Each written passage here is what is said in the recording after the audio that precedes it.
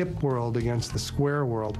The square world was sort of epitomized by the Reagan administration program, which was Nancy Reagan's Just Say No program. Little kids doing drugs, it turns my stomach. Don't mess with them. Just say no. In the early 80s, cocaine begins to transform the landscape of urban America. Public attitudes began to change when cocaine began arriving in the United States in a new form. Instead of being a powder that you sift, it was then now being sold as crack, and it was very inexpensive. And that quickly became hugely popular with the poorer classes in the United States and was just a devastating plague in our cities. The change from just normal cocaine to crack had a huge impact on U.S. policies. It had not only afflicted the people who became addicted to crack, but then these people would set out to steal in order to sustain their addiction. So the cities became plagued by an epidemic of violence and crime. A very high percentage of the murders that take place in the United States are somehow or other connected with cocaine trafficking.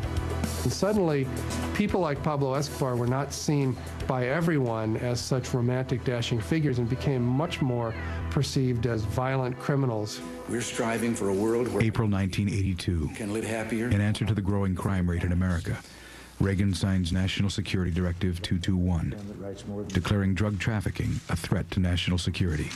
Pablo became something much more than a law enforcement problem. He became a military target, a real threat to world civilization. As policy shifts in America, Escobar escalates his war against the government of Colombia. At the heart of Pablo's war against the government of Colombia was his fear of extradition. In Colombia, Pablo knew he could bribe or intimidate judges or juries or even prison executives. In the United States, he knew that he couldn't. He had a lot of judges who were against him killed.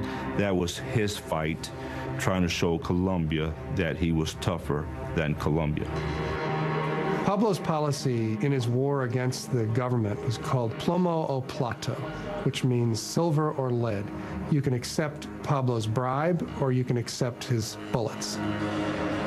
It was very easy to accept Pablo's bribes. They were generous and reliable. And also the alternative to accepting the bribe was that you and your family would be killed. So it became very difficult not to do what Pablo wanted you to do.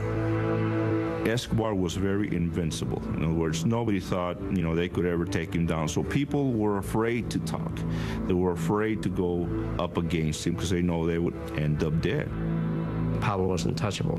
He had contacts all over the government, and he had access to virtually anybody in Colombia. Under those circumstances, it took an extraordinary amount of integrity and courage to go after Pablo Escobar. Among the few who publicly oppose Escobar is General Miguel Maza. General Maza, who was the head of the DAS, which is the equivalent of the FBI in the United States, was probably the one person that was seriously going after Pablo. And Pablo twice tried to assassinate Maza with huge bombs. May 30th, 1989.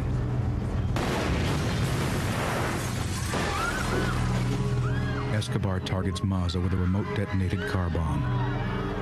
Maza's car was at the center of the blast. Its wheels were melted to the road, but he managed to kick the door open and step out unhurt. It killed many people. Fortunately, I was spared from death in that attempt. Pablo was trying to kill Maza, and Maza was trying to get Pablo Escobar. In his obsession to kill Maza, Escobar does not care who gets in the way.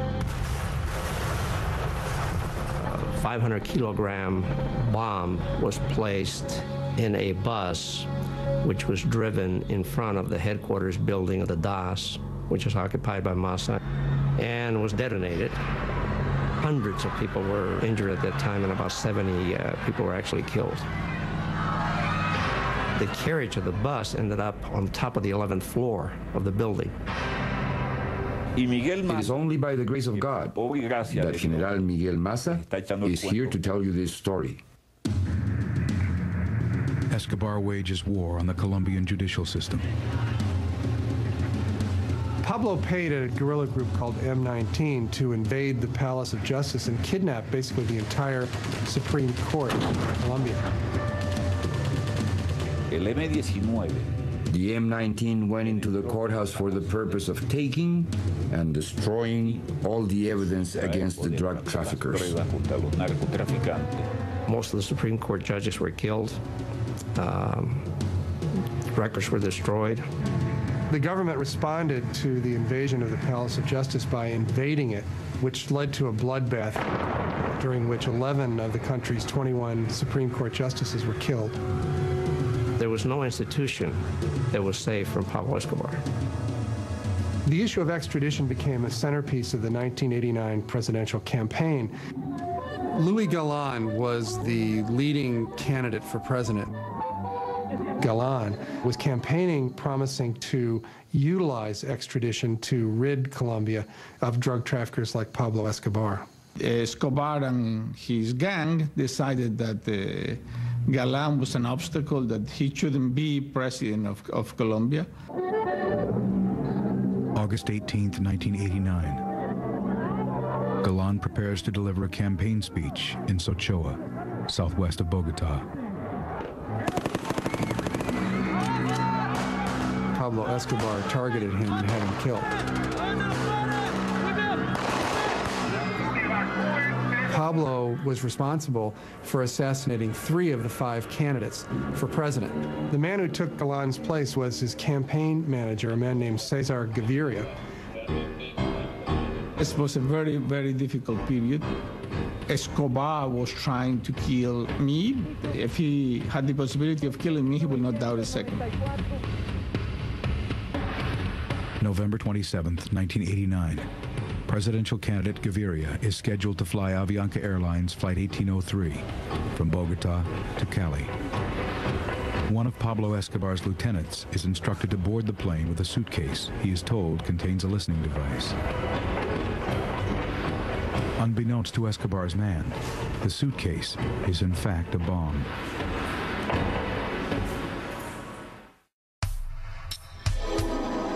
November 27th, 1989. In an attempt to assassinate Colombian presidential candidate Cesar Gaviriae, cocaine boss Pablo Escobar tricks one of his own lieutenants into carrying what he believes is a listening device aboard the candidate's plane from Bogota to Cali.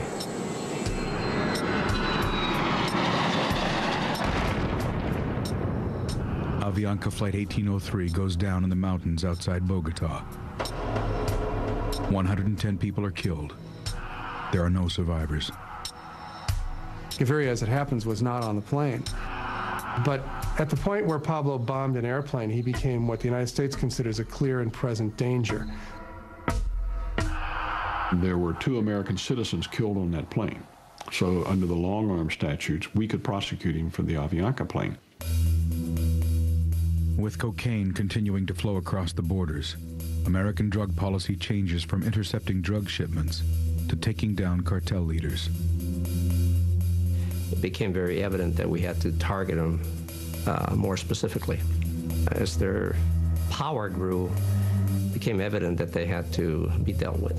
When George Bush was elected president in 1988, he changed our country's policy against drugs to targeting the drug kingpins, men like Pablo Escobar. And for the drug kingpins, the death penalty. November 2nd, 1989. President Bush's legal counsel drafts a reinterpretation of the long-standing executive order prohibiting the assassination of foreign nationals. The new interpretation of the prohibition said that if the President of the United States determined that someone was a threat to national security or to the lives of American citizens, that person could become a target for assassination. Our forces could go out and not just try to find them and arrest them, but actually kill them. America's premier counterterrorism team prepares for a potential mission. Delta Force is the Army's top secret counterterrorism unit that specializes in finding people and going after them, and is considered to be one of the best in the world at doing this. Our existence is still not recognized by the Department of Defense.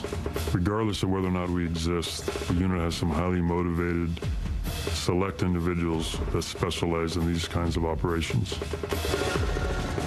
As Delta Force stands by, a new group of covert soldiers has already entered Colombia. The CIA had obviously always had a presence in Colombia. But after the Avianca airliner bombing, the Colombian government invited the United States to help them go after Pablo Escobar.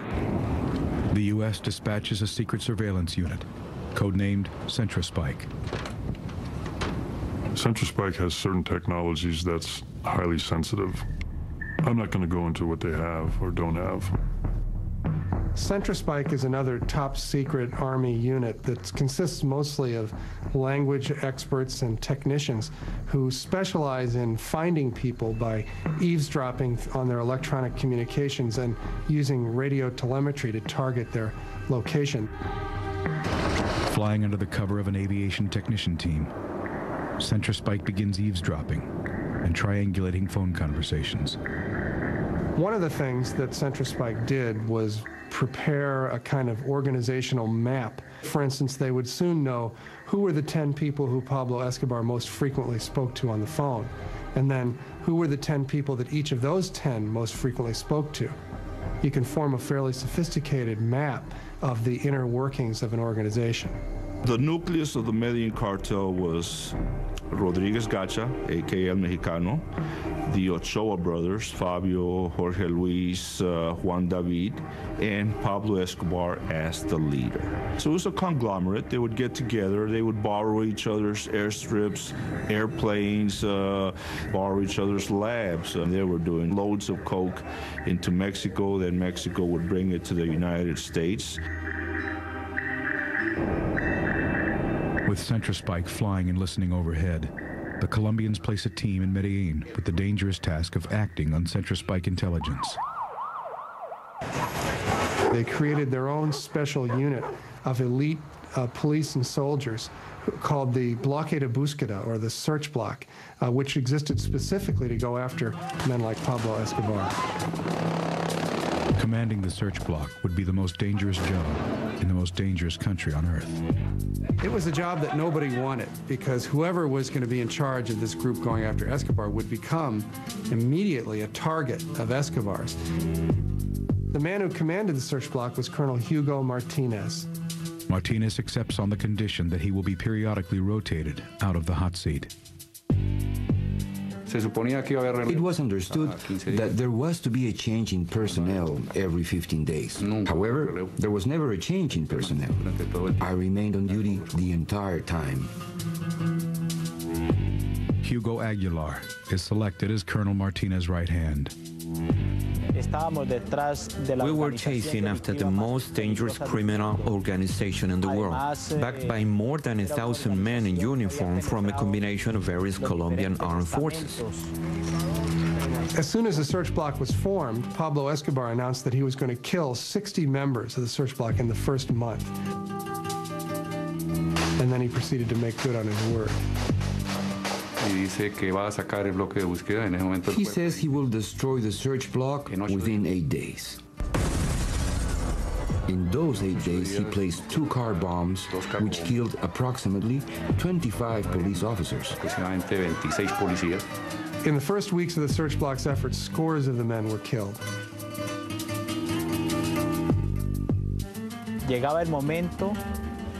There were times when we would feel powerless before such a criminal. Though the Colombian government considers disbanding the search block, Colonel Martinez asks for and receives more men and continues targeting Escobar's organization. The first of the drug traffickers that CentraSpike targeted and found was Rodriguez Gacha. When the CentraSpike located Gacha on a hilltop finca just outside of Bogota, they turned over this information to the Colombian government. Gacha and 3 of his associates are gunned down in a battle with Colombian forces. Gacha went down fighting. I mean, shooting at the police. Escobar would soon lose more vital assets. CentraSpike enabled the search block to target a lot of the key people right around Pablo Escobar. They started arresting people, they started killing people. The search block began killing or arresting the top people around Pablo, including his longtime